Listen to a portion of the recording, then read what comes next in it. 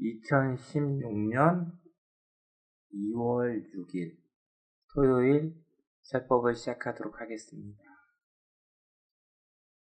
오늘은 첫 번째로 설명을 드릴 내용은 죽음 후의 삶에 대해서 전체적으로 간략하게 설명을 드리겠습니다. 많은 분들이 죽음 후의 세계에 대해서 알지 못하기 때문에 상상과 추측으로 생각하는 분들이 굉장히 많고 거의 대부분 또 잘못 전해 내려온 관습이라고 하죠. 이런 것들이 굉장히 많은데 그런 내용에 대해서 좀 몇 가지만 설명을 드리겠습니다. 죽음 후에 나보다 먼저 돌아가신 부모님이나 또는 조상들을 만나는가 만나지 않는가, 자식이 불의의 사건 사고로 먼저 육체가 소멸될 수도 있고 또는 가까운 형제라고 하더라도 질병으로 인해서 먼저 육체가 소멸될 수도 있습니다. 일반 사람들은 내가 죽고 나면 그 사람들을 만난다고 착각을 합니다. 자, 참생 공부는 한생과 윤회로 구분이 되어지고 한생 공부가 아니라고 얘기를 합니다.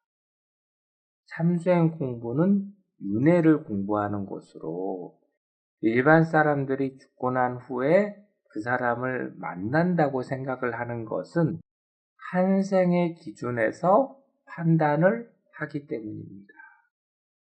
윤회는 멈추지 않습니다.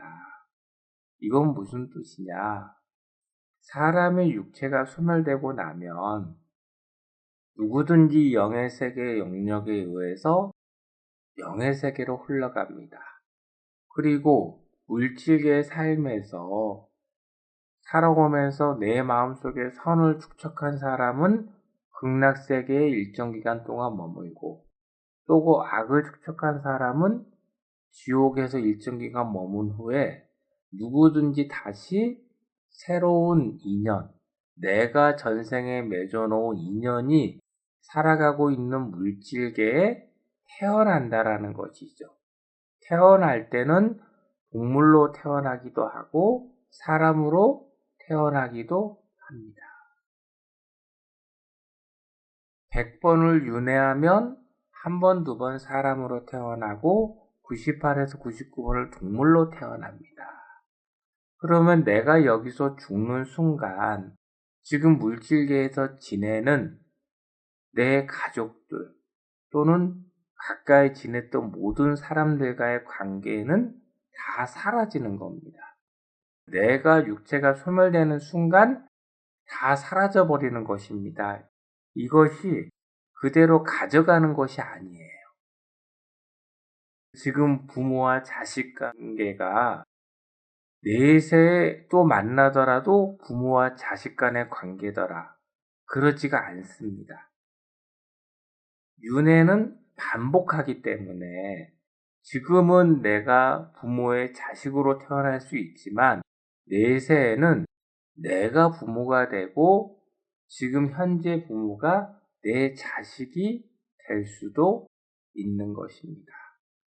그런데 사람들은 한 생의 기준으로 삶을 살아가기 때문에 자꾸 상상과 추측력 그리고 본인의 생각관념, 전례적으로 잘못 전해 내려온 것들의 틀에서 벗어나지를 못하는 것입니다. 자녀분이 육체가 먼저 소멸됐습니다. 죽으면 만날 수 있나요? 못 만납니다, 여러분. 그 자녀분 역시 죽고 나면 영의 세계에 흘러가서 일정 기간 동안 머문 후에 다시 그 본체의 인연들이 있는 곳에 물질계에 태어나서 삶을 살아가고 있기 때문에 한 생에서는 내 자식이었지만 윤회에서는 아무것도 아닌 것입니다. 물론 내세의 그 자녀분과 다시 만날 수 있습니다. 그러나 현세에 내가 부모였고 자식이었다라는 이 사실은 수행자 외에는 아무도 알 수가 없습니다. 자, 불교를 얘기를 하면 스님에 대해서 잠깐 얘기를 드리면 스님은 학승과 도승으로 구분이 되어집니다. 학승들은 지식을 공부해서 사람들에게 알려주는 것입니다. 그래서 윤회에 대해서 설명도 하지 못할 뿐더러 영의 세계에 대해서도 설명해 주지 못합니다. 그냥 한 생에서 소멸되는 지식을 가지고 설명해 주는 분들이 학승이고, 도승은 윤회에 대해서 설명을 해주는 것입니다. 그리고 영의 세계의 기준으로 물질의 삶을 어떻게 살아가야 하는지에 대해서도 설명을 해주는 것입니다. 그래서 도승은 석가모니 부처님과 참수행자님이 계시고, 그리고 서산대사님과 사명대사님이 계십니다. 그 외에는 참수행에서는 도승에 대해서 있다 없다에 대해서 논하지는 않습니다. 참수행 내용 자체가 도승의 내용이기 때문에 여러분들은 항상 기준을 비물질계인 영의 세계 기준으로 윤회의 삶 또는 한생의 삶을 바라보는 것입니다. 그리고 또 외도 사도들이 죽고 나면 우리가 만난다라고 얘기하는데 그건 다 거짓말입니다. 똑같이 사람들이 상상과 추측으로 만들어낸 이야기죠. 만나면 어디에서 만나는지도 모르고, 그래서 죽음 후에 부모님이나 먼저 돌아가신 분이나 조상님을 만나지 못한다는 걸 잊지 마시기 바랍니다. 한생의 기준에서는 이해하지 못합니다. 윤회의 기준으로 바라보셔야 합니다. 그리고 저번 시간에도 잠깐 얘기를 드렸지만 한 번 더 얘기를 드리면 중생으로 삶을 살아가는 것은 동물로 태어나면 동물의 본능대로 삶을 살아갑니다. 사람으로 태어나면 사람의 그 틀에서 벗어나지를 못하는 것입니다. 일반 사람들은 사람으로 태어나서 자식으로 태어나서 성장해서 성인이 된 이후에 결혼을 하고 자녀분을 갖게 되고 자녀분을 성장시키고 자식을 위한 삶을 살아가다가 육체가 소멸되는 것. 이 틀이 있습니다. 그래서 나이가 들면 들수록 나에 대한 삶이 있는 것이 아니라 자식을 바라보는 삶, 집착하는 삶을 살아가다가 육체가 소멸되는 것입니다. 그 삶이 내 마음속에 선을 축적하여 나가는 삶을 살아가는 것인가, 악을 축적하여 나가는 삶을 살아가는 것인가를 분별해 봐야 합니다. 아무리 자녀분들에게 관심을 갖고 집착을 한다고 하더라도 그 자체가 악이기 때문에 내 마음속에 악이 심어지고 나도 불편하고 상대방도 불행해지는 것입니다. 그리고 내 마음속에 악을 축적했다라고 하면 죽음 후 영의 세계에서 고통을 받고 내세에도 이어지는 것입니다. 그 고통이요.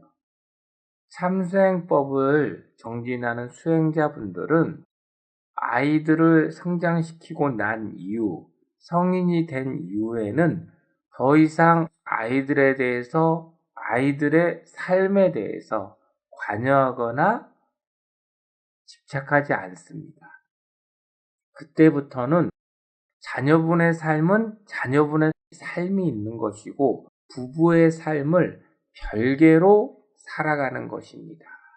그리고 살아가는데 수행을 정진해야지만이 내가 삶의 중심을 잡고 내 마음속에 선을 축적하고 악을 소멸하는 삶을 살아갈 수가 있습니다. 수행을 정진하지 않는다라고 하면 자녀분의 삶은 삶대로 살아가고 또 나의 삶을 살아간다고 하더라도 기준을 알지 못하기 때문에 오히려 많은 우울증이나 질병들이 찾아올 수도 있습니다.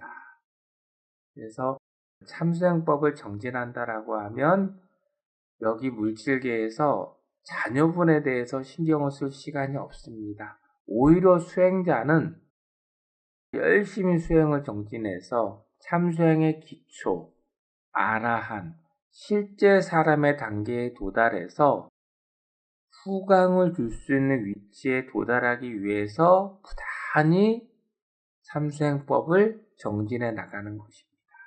한 생에서 자식에게 줄 수 있는 건 너무나 작고 적기 때문에 한 생을 넘어서는 것을 줄 수 있는 것, 수행자는 후광이라고 이야기를 할 수가 있습니다. 자식을 위한 삶을 살아가는 것, 이것이 중생의 삶입니다. 자, 자식을 위한 삶, 그것은 인연의 구속이죠. 그리고 생로병사의 구속에서 벗어나지 못하는 것, 육체의 구속입니다. 그리고 내가 물질계에 태어나고 싶지 않는데 태어나는 것, 또 죽고 싶지 않은데 죽어야 하는 것, 윤회의 구속에서 벗어나지 못하는 삶에서 여러분들은 탈피하기 위해서 참수행법을 정진해 나가고 있는 것입니다. 오늘은 이렇게 두 가지만 좀 설명을 드렸습니다. 가족보다도 내가 더 중요한 것입니다. 수행자는 가족들에게 불편하지 않게 적절히 편하게 지내고 나 자신을 성장시켜 나가기 위해서 부단히 노력하는 삶을 살아가는 것. 이것이 올바른 수행자의 삶을 살아가는 것입니다. 수행자가 가족들과도 적절히 편하게 지내지 못한다라고 하면 참수행법을 정진해 나갈 수 있는 자질이 부족한 것임을 다시 한번 설명드리겠습니다. 오늘 2부 수업은 여기까지 하겠습니다. 고맙습니다.